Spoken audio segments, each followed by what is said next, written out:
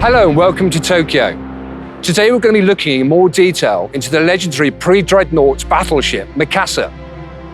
Now Mikasa was commissioned into service on the 1st of March 1902 and decommissioned in 1923. The name itself, Mikasa, is after one of Japan's legendary, very symbolic and mystical mountains. Throughout today we're going to be joined by a very special guest, Wargaming Asia's military advisor, Phalanx.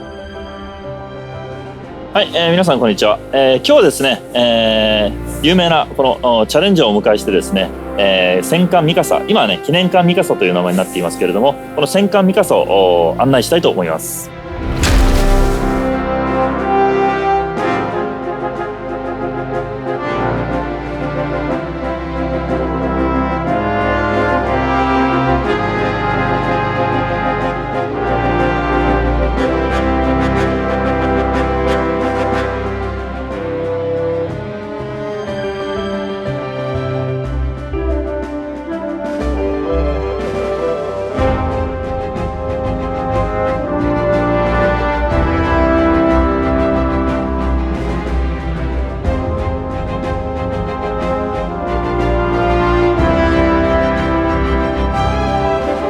The Mikasa was 432 feet in length, with a displacement of 15,179 tons when fully laden.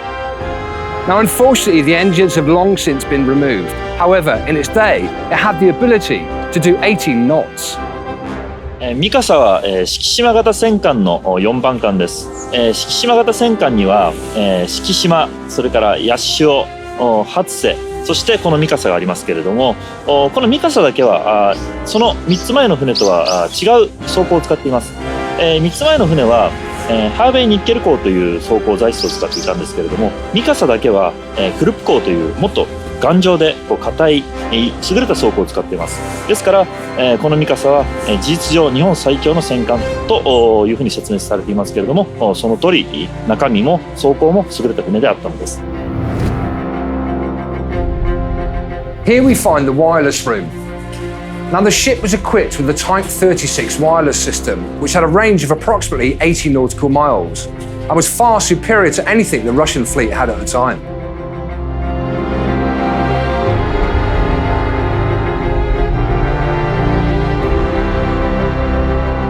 Just to orientate you, we're now at the stern of the ship, and just to my right you can see the first of what is two massive 12-inch gun turrets.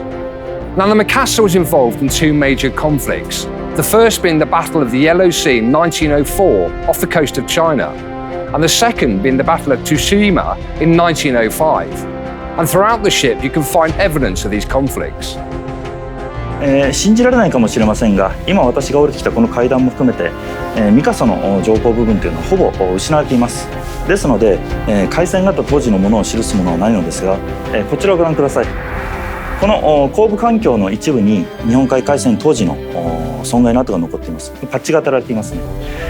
戦艦ミカサは日本海海戦で118名の戦死を出していますが、その時の激戦を語る数少ない証拠になっています。Now the Mikasa was originally equipped with 20 of these 3-inch guns. With a rate of fire of 15 rounds per minute and a maximum range of 10 kilometers, they have the ability to fire armor-piercing and high-explosive ammunition, making them quite a potent weapon. ミカサのような全土級戦艦では、各方についた砲術長がそれぞれ目標を探して撃つというような射撃を行っていました。ところが、ミカサのような時代、つまり日露戦争の時代になると砲撃の距離が伸びたため、そのような砲術では通用しなくなってきます。そのために、新しい射撃方法を各国は探していたんですけれども、当時イギリスで、中央にいる砲術長が全ての敵艦の動きを計算し目標を定め一斉に射撃をするという方法が考案されました。そしてその方法は日露戦争中に日本に持ち込まれ、東郷元帥の前で披露されて、連合艦隊はそれを採用することに決めて初めて日本海海戦でその戦術を試します。そして、その新戦術がどのような結果をもたらしたのかは日本海海戦を見ての通りです。古い時代の戦い方のもとに考案された軍艦が、新戦術を導入して対処した結果は大変世界に衝撃を与え、その結果イギリスではドレッドノートと言われる新時代の戦艦が生み出される原動力になったのです。Directly underneath the bridge, we find the steering room.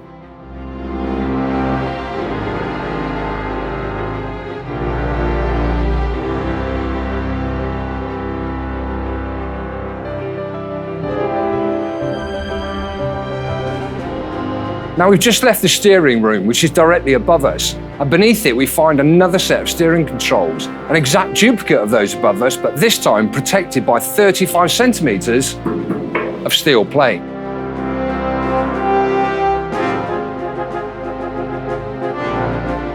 Directly behind the steering room we find the chart room. The maps, charts, signal flags, sextants, logs, barometers and all the other equipment and books necessary for navigation were kept in this room. The chief navigator and the officer of the deck drew the navigation courses, calculated the ship's position and also maintained the logbooks and signal record books. 戦艦ミカサは日露戦争における最大の航路艦です。ところがこの戦艦ミカサには生涯3度の危機がありました。1つ目は日露戦争の直後、佐世保港内に止まっていたこのミカサは爆発事故を起こして着底してしまいます。そして2度目は1921年、ウラジオストク沖を航行中に暗礁に乗り上げてしまい、そのまま動けなくなってしまうんですね。そして1923年にはこの横須賀に停泊中、関東大震災に遭遇して船体が岸壁に叩きつけられてしまいます。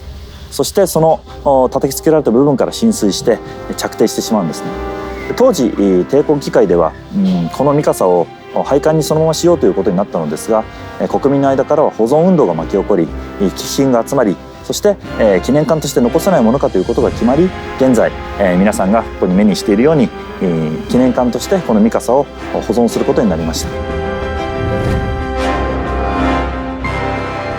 The Mikasa was equipped with 14 of these 6-inch guns. The rate of fire was 6 rounds per minute and it had a maximum range of 9 kilometers. The gun crew consisted of 10 men and a gun captain.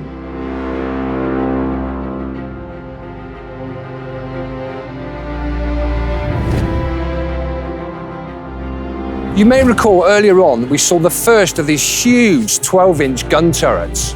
The first one being on the stern and the second one now being on the bow of the ship. The crew were incredibly well protected by German-designed Krupp armoured steel plate. With a rate of fire of 1 round per minute and a range of 14 kilometres, they were extremely accurate guns. The accuracy was mainly due to the English-designed Bar and Stroud of Glasgow rangefinder. But not only that, of course, the crew were very well motivated and extremely professional.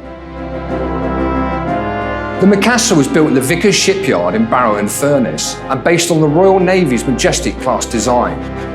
Delivered to Japan in 1902 at a cost of 8.8 million yen. Now, why did Japan not build it themselves? Well, they simply neither had the heavy building facilities or the technology available at the time. As we walk through the Admiral's Saloon, you can see it's incredibly palatial. However, the story was not the same for the remaining 836 crew who were in quite cramped conditions. "